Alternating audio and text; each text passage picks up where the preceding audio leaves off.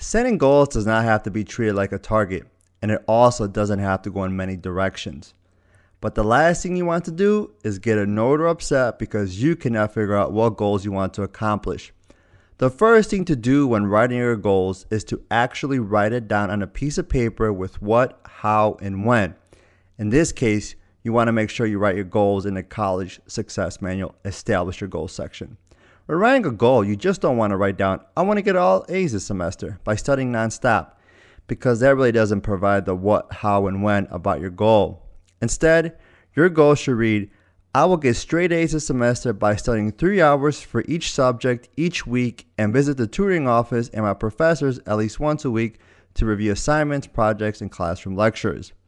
Now you have a goal with a concrete what, how, and when. So now it's time to write down your goals so you can celebrate your accomplishments at the end with a happy dance.